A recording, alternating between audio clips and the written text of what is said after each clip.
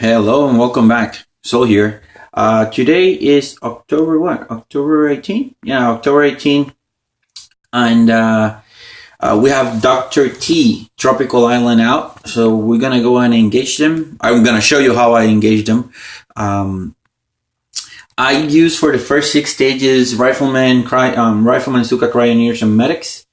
Um, And then for the last stage, I ended up having to use Warriors because the last stage kicked my RCZM butt, essentially. So let me quickly show you my stats. Most of you, if you follow the channel, already know them. But here we go. Riflemen's, Suka, Carabiner, Medics, and then lastly, the Warriors, because I'm going to end up using them at the last stage. Alright, so here we go. Oh, and let me show you the gunboat. So 92 base gunboat energy. Let's go back to replays. Stage 1. So for the first few stages, I deployed 4 boats, one of each kind. And this one, I mean, if you're a low level player, you can grab all that free energy on the right side of the screen and then flare in and take those machine guns. If you're using tanks, you can actually park on this corner here and take it. If you're using hookah, you can also take the fire from that other machine gun. You know, this level should not be any problem for any level player at all.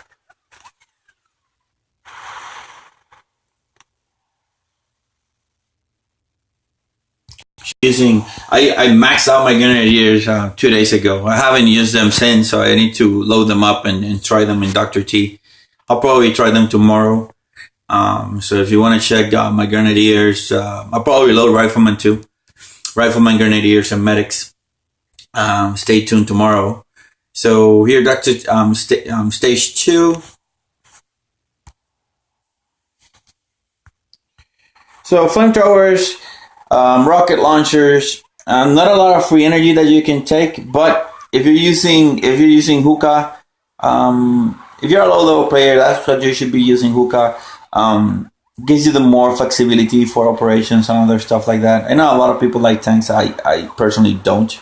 Not gonna put you out. So if you have tanks, right side seems better. If you have hookah, you can just go straight to the gut.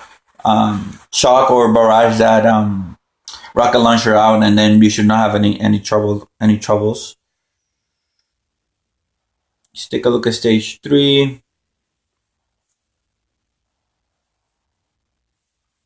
Again, right side is the key here. If you can barrage one of those 2 rocket launchers, please do.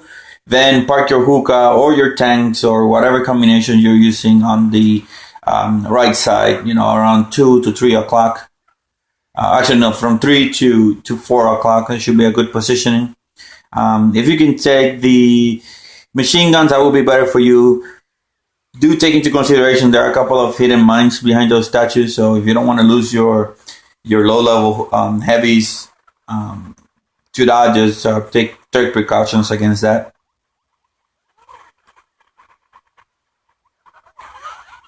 Okay, so let me accelerate this. I kept pushing in. I mean, I could have go back in, but I knew that I was not going to lose troops. And if I did, it would have been an infinitesimal amount of troops, so it wouldn't have mattered. I didn't end up losing any troops, so here I lost one rifleman on stage number 4. So things are now starting to get a little bit more difficult for the average low-level player. Again, the right side seems a lot more open, but you have 4 rocket launchers. If you're not carrying medics, those rocket launchers are gonna tear to your heavies. So if you don't mind losing heavies, then you want to go heavy and go on the right side, and then you're gonna lose a couple heavies. You're gonna have to wait till the reload time. Otherwise, I would suggest taking the 2 rocket launchers that are closer to the HQ. And the reason for that is once your hookah get close, your heavies get close to the HQ from the right side, they might go into the blind spot of that specifically that rocket launcher there, and they may target your Sukas, and you don't want that. If you're using warriors, I mean, this one is pretty self-explanatory. Tanks, tank medics, you shouldn't have to worry about anything. Just go on the right side and just wreck the base. Grenadiers actually might be a good also option here if you have them even low level. If you take out the 2 rocket launchers, then everything else except for your sniper towers are not going to be able to hit you. So you're going to be able to wreck this base pretty easily using that. In any case, I sent barrage, and I was surprised among the amount of HP that it had. Usually, at this stage, 1 barrage and 1 artillery it's pretty sufficient to take out shock launchers. So in here, it needed an artillery and two artillery and 1 barrage. So, like I said, I cleared most of the stuff there on that side.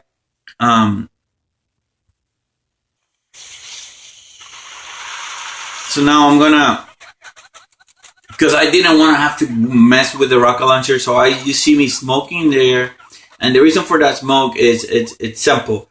I want all my troops there and ready to start firing as soon as my smoke clears out.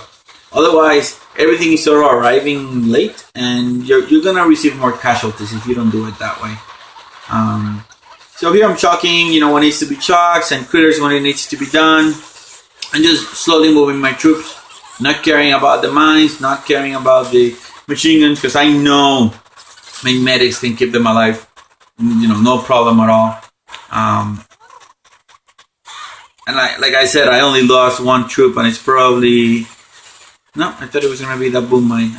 I don't know at what point I lost that 1 rifleman, but I'll take it.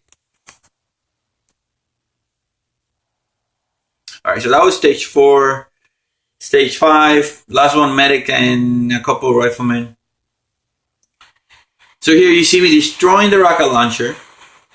Again, with the RCZM, you want to take out those splash damage defenses, and you're going to see me taking that mortar cannon combo on the top. Just because they're going to have range on my troops, and 2 of them at once might put my rifleman in peril of dying, essentially. And then from here, I want to say I went left, but I'm not completely sure at this moment now. Yeah, I went left. Again, I'm going to use the same technique. Flare to a point where I'm going to have access to a building, either a defensive building or an economy building. And then just hang there till all my forces come in. And then after all my forces come in, that's about the time that the flare expires, and then everything is firing at the same time. Everything is getting frozen. Nothing is going to last more than 1 second, just because all the Sukas are going to be concentrating fire. And that tends to make it a lot easier for riflemen. But if it's only 1-shot defenses, then this kind of landing and grouping doesn't really matter. You're going to lose the same amount of troops that you're going to do if you do it without the smoke. Now, in defenses where you have splash damage defenses backed up by more splash damage defenses, then this approach that I've done twice now tends to minimize your losses.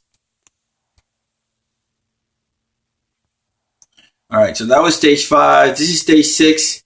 Lost 26 riflemen, 1 Cryoneer, and 10 Sukas. Mainly because I was being careless.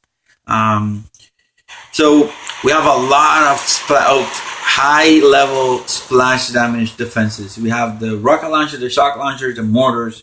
All of them can wreck my guys.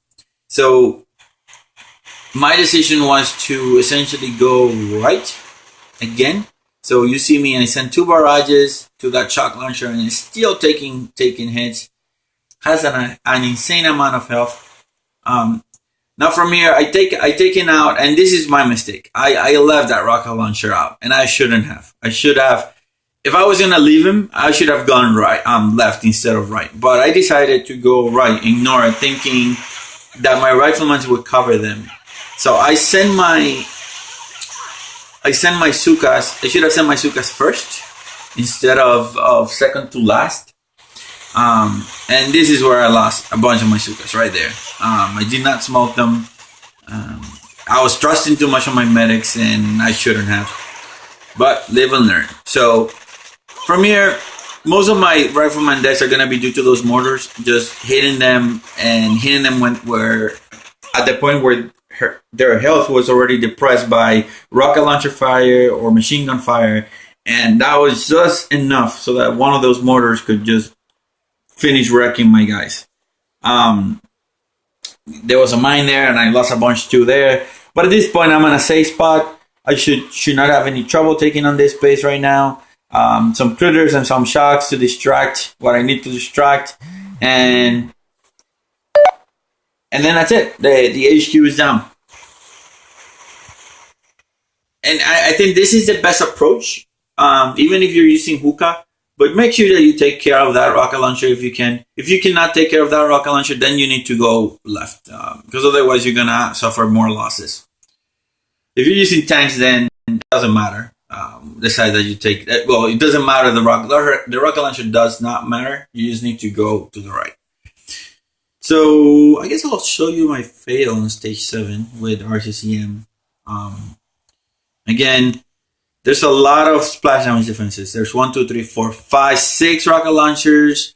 5, 9, 10 mortars, a bunch of machine guns, a bunch of flamethrowers. I knew I had a high certainty that I was going to fail. But I had the troops loaded, so I had to try, because if I'm going to change, I'm not going to change without trying. So here we go. I took out the shock launcher. I'm going to go faster. I took out the shock launcher, took out the rocket launchers on the back. And my goal was to shock the three rocket launchers and then go from there, thinking my pioneers are going to depress the DPS of the machine guns and the flamethrowers, and they did depress them, but I was wrong. I mean, the fire was still plenty that they just died. I lost. At this point, you can clearly see that I have maybe a third of my rifleman force, and that's not good in an RCZM attack. You want your force to be healthy 2/3 into the match. So at this point, I knew it was already a loss. So I was trying to maybe hold into a little stretch that maybe just maybe. But then I realized there was a boom cannon and there was a bunch of mortars on the back, and there was no way. So after the sniper tower targeted my riflemen, not my riflemen, my medics, I knew it was already gone. So I just retreated. Then I went to my fallback position. Warriors, you can count on them to take in the base. So that's what I loaded up for stage 7. And it turns out you have a pretty nice run. So one artillery shot to clear that mine, land on the left side, attach yourself to that machine gun first, and then flare northward. Do not flare to the HQ right away. Flare to that cannon first. And then once you're close, then you can flare to the HQ. That's going to prevent you from going a 3-column white. And then you're going to eat that shock mine right there. You're going to eat those mines there. You're probably going to eat those mines there too. So there's a lot more mines that you're going to eat if you flare directly to the HQ. So abstain from doing that. So here we go. You're going to see the artillery shot to the mines. Then 1 smoke, 2 smoke, 3 smokes to do a landing. Just because there was a flamethrower and a machine gun covering the landing spot, plus the shock launcher, I didn't want to lose any troops. So there's the first one, there's the second one. I wait a second, and then I send my smoke, and then I send my flare. Because that attaching position is actually in the corner. It didn't matter. I'm just used to sending my flare a little bit after. So to allow time for my guys to follow the landing flag. So you see, it was how many smokes in total? 1, 2, 3, 4, 5, 6, 7 smokes. And in reality, it could have been 6 if you're willing to take a little bit more risks. But in any case, 7 smokes. I'm already at the HQ. I also messed up. I should have sent the critters first. So it's gonna be 3 shocks and a critter pack. So there's 1, there's 2, there's 3. I should have sent that critter pack first. I didn't. Forgot about it. But in any case, I was already being shocked. But I knew I was gonna take it down. The HP was going super fast, and HQ's down. Warriors MVP. They took down. We took down Dr. T, Tropical Island, without having boost. I just boosted my Power Stone chance, and pretty successfully, except with the fail at stage 6, guys. In any case, I hope you like this video. I hope that it helped you. If you do, please leave a like, leave a comment, subscribe. You know the drill. It really helps the channel out. We have grown over 100 subscriptions in the last two or 3 weeks. So that's pretty amazing, guys. Big thank you to all of you. I'm still looking to see how I'm gonna do that giveaway that I promised you guys, but it's looking pretty slim. I live in the U.S. and if I buy a gift card or something, to give away, it's only gonna work in the U.S. If I do it digitally or in a store. So I'm still trying to figure out something. I contacted Google Play. I contacted Supercell to see if they could help. So far, no responses. So stay tuned, guys, and I'll let you know. So let's check it out.